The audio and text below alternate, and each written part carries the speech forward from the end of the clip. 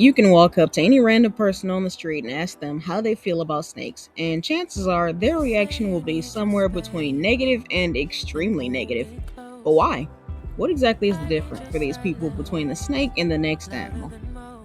Here's 5 things people persecute snakes for, and 5 animals that do the same thing and get no flack for it. Number 5, they're cryptic and unpredictable. Let's just start with a general rule of thumb. If you're walking up onto an animal and it starts to go the other way, it should be a clear sign that it does not want to be approached. I was surprised to find out that a lot of people are freaked out by snakes because they don't have legs, but with that in mind, consider the fact that having no legs, they spend a lot of their time literally slinking on their stomachs, and to them, you're a giant monster with monkey paws and leather feet, probably jumping or swinging a stick around as soon as you see one. So it makes sense that they don't want to be seen or noticed. People love to associate hiding away with being some sort of a creepy crawly, but you know what else you can potentially find in a burrow or a den? Rabbits, burrowing owls, weasels, moles, and even dangerous puppies. It'd probably be easier to name all animals that don't like to hide away. Number 4, they're toxic. For starters, I bet your ex was way more toxic. One of the most sound arguments I hear for snake fear is that they're venomous. Most people know that not all snakes are venomous, and in fact, only about 15 to 20% are. And yes, it's venom, not poison, but it seems like because the chance is low-ish but never zero, that's enough for most, and I can respect that. Although not venomous, one animal's bite you might want to get even less than most snakes is a human's.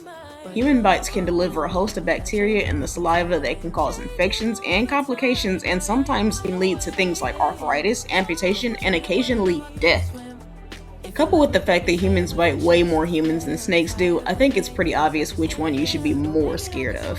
Interestingly enough, on average, you're 35 times more likely to get bitten by a human than a snake in the United States. And at least if a human bites you, either of you could be at fault. But if a snake bites you, chances are that's on you. Number 3, they're mindless killers. If you've ever had a cat before, especially an outside one or a friendly neighborhood stray, you know they tend to bring home gifts. Usually a mouse or songbird or small to large lizard, sometimes even actual snakes. Unlike most predators who mostly or exclusively make kills only to eat, cats will generally hunt in surplus. They hunt more than they need to on average, and as far as we can tell, they do it because they enjoy it. Does this make them sadistic killers? No.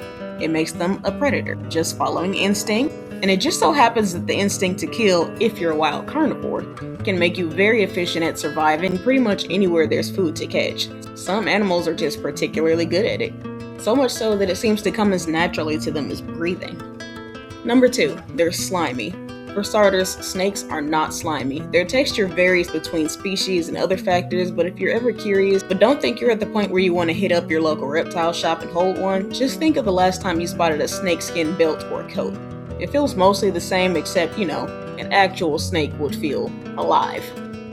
A good example of an animal that's actually slimy is something like, say, a hagfish, which is slimy on purpose so they're harder to keep hold of long enough to kill and eat. Frankly, if something is going this far out of its way not to be grabbed, it's a you problem if you frustrate yourself trying to grab it anyway. 1. They could kill you.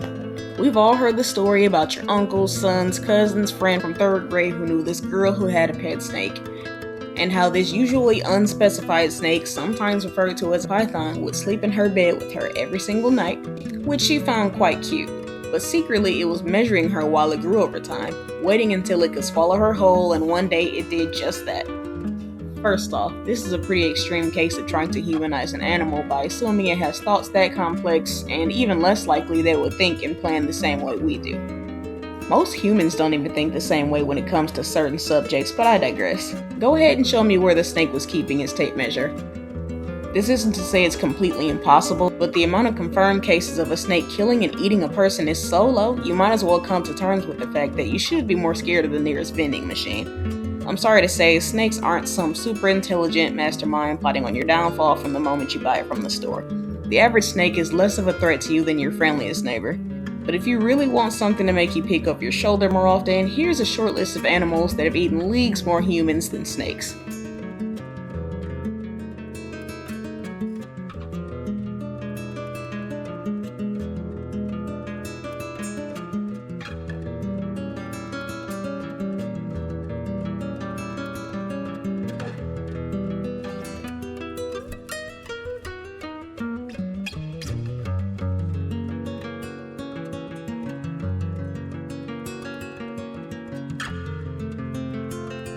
Don't forget to like and subscribe.